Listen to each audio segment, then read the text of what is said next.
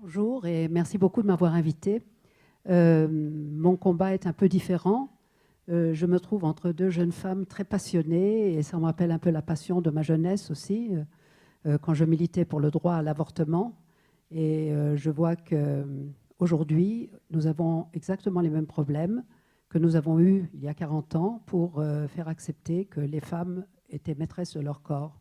On nous disait non, vous n'êtes pas maîtresse de votre corps, vous n'avez pas le droit d'avorter. Donc il fallait, pour pouvoir se faire avorter, il fallait aller en Suisse, il fallait aller en Angleterre, ça coûtait de l'argent.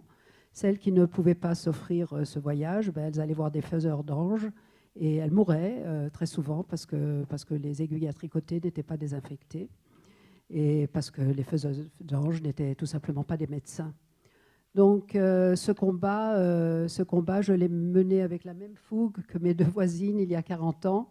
Et maintenant, je me bats pour le combat. Vous penserez peut-être que c'est un combat de vieux, mais non, c'est un combat pour tout le monde. Le droit de mourir dans la dignité, le droit de mourir tout simplement sans souffrir, c'est quelque chose qui nous est refusé en France. Parce que mourir, ce n'est pas un droit, c'est une obligation. Le président de l'ADMD vient d'écrire un livre, Ma mort m'appartient, dans lequel il dit que 100% des Français vont mourir. Est-ce que les politiques le savent? Apparemment, ils ne le savent pas, car nous allons de loi en loi, de débat en débat. Le président Hollande, avant d'être élu, il a fait sa proposition 21, dans laquelle il disait chaque personne adulte en proie à des souffrances intolérables et ayant une maladie incurable devrait avoir droit à une aide médicalisée à mourir. Si je suis élu, j'accorderai, c'est ce que je ferai. Bon, ben voilà, il a été élu et il ne se passe toujours rien. Alors, quel est un peu l'historique? Dans les années 70, le professeur Schwarzenberg, Léon Schwarzenberg, qui était un cancérologue à l'hôpital Villejuif, de l'hôpital Paul Brousse à Villejuif, a écrit un livre qui s'appelait Changer la mort. Dans ce livre, il racontait que certains patients souffraient trop de leur maladie, des patients jeunes, des patients de tous les âges. Le cancer était une maladie incurable, elle l'est toujours plus ou moins. Maintenant, on arrive un peu mieux à la dompter, mais pas beaucoup mieux, pas beaucoup plus qu'à cette époque-là. Et les souffrances sont toujours intolérables.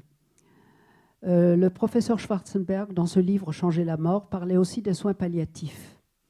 Les soins palliatifs existaient en Angleterre à cette époque. Elle existait déjà depuis une quinzaine d'années.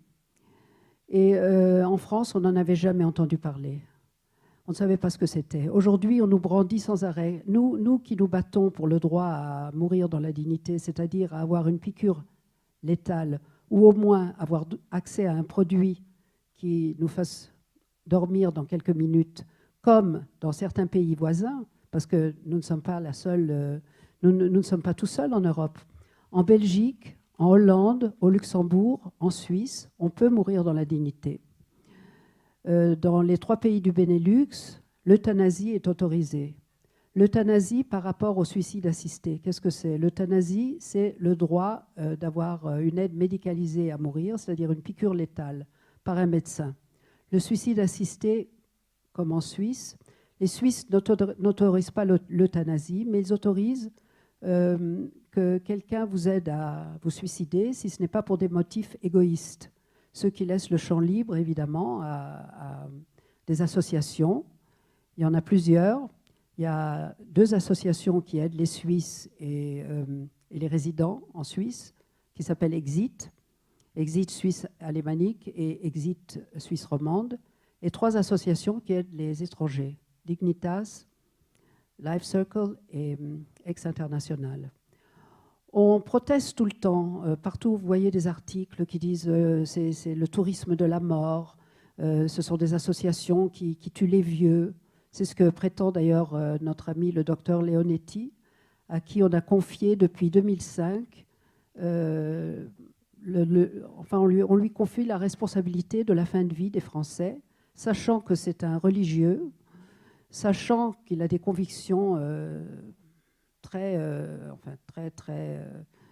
contre le suicide assisté, contre l'euthanasie, contre n'importe quelle aide à mourir, connaissant ses convictions, c'est toujours à lui qu'on confie la responsabilité de prendre des décisions. Pourquoi?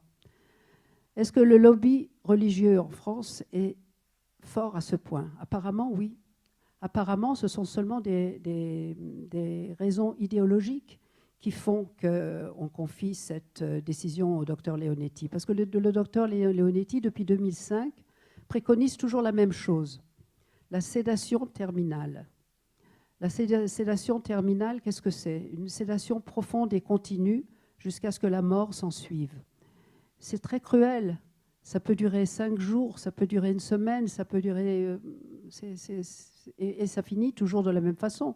Le patient finit par mourir, mais il meurt d'une mort lente, et la décision du médecin n'a pas été de faire mourir le patient, mais de le laisser mourir. Alors là, il y a une grande différence qui n'est qu'idéologique.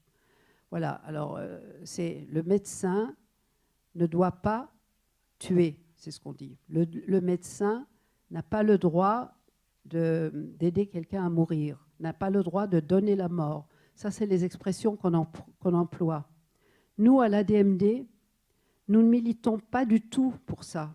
Nous militons tout simplement pour qu'on ait le choix, pour que le patient soit au cœur de sa propre décision, pour que ce ne soit pas le médecin qui décide s'il donne ou s'il ne donne pas la mort, parce que ça n'a rien à voir.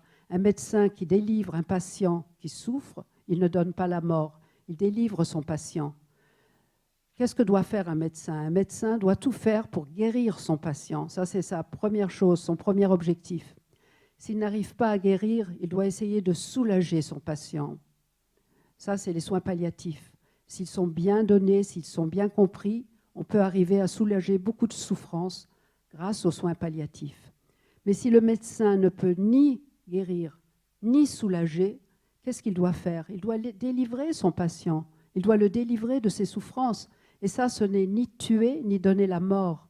Et les personnes qui nous disent que c'est ça que nous recherchons à l'ADMD, ce sont justement ces personnes religieuses, pro-vie, qui déforment notre discours, qui nous décrivent comme des assassins, des gens qui n'aiment pas la vie, des gens qui ne pensent qu'à la mort, alors que c'est tout le contraire. C'est parce que nous aimons la vie que nous voudrions que la mort en fasse partie, qu'elle ne soit plus un sujet tabou, qu'on ne mette plus nos vieux dans des mouroirs ou dans des hôpitaux. Et vous savez que 75% des gens meurent à l'hôpital en France.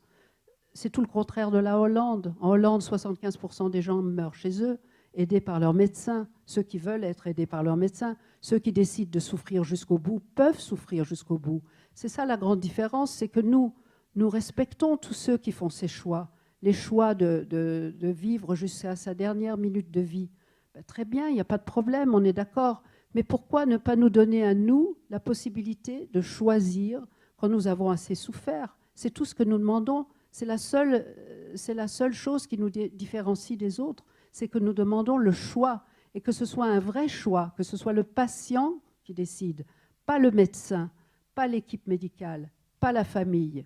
Maintenant, on a de nouveau une nouvelle loi Leonetti qui rappelle exactement la première, qui dit exactement la même chose, et le docteur Leonetti de dire avec un petit air tout triste, ah, mais ma loi n'est pas connue, elle n'est pas appliquée. Mais vous vous rendez compte, une loi qui existe depuis 10 ans, qui n'est ni connue ni appliquée. La loi anti-tabac dans les restaurants, elle a été appliquée au bout de combien de temps? Au bout de quelques mois, au bout de quelques semaines même. Alors cette loi-là, la loi qui nous concerne tous, parce que nous allons tous mourir, moi, vous, tout le monde va mourir un jour, c'est une loi qui nous concerne tous, et ben, M. Leonetti dit, bon, ben, elle n'est ni connue ni appliquée par les médecins. Voilà, on en est là. Et rien n'a changé. La nouvelle loi, elle dit que les directives anticipées sont opposables. Maintenant, je vais vous expliquer très vite, et puis je vais m'arrêter parce que je crois que j'ai dépassé mon temps. Les directives anticipées, pour ceux qui ne savent pas ce qu'elles sont, c'est tout simplement quelque chose qu'on doit écrire soi-même pendant qu'on est lucide et capable de discernement sur ce qu'on aimerait pour sa propre fin de vie. Comment est-ce qu'on aimerait mourir? Qu'on ait écrit ça, qu'on ait désigné des personnes de confiance qui vont faire respecter votre volonté, et que cette volonté, ben, qu'elle soit respectée, et c'est tout, que ce ne soit pas les médecins qui décident, que ce ne soit pas la famille qui décide, mais le patient. Et c'est pour ça que nous militons. Je crois que j'ai dépassé mon temps de parole, mais voilà, je vous remercie de m'avoir écouté.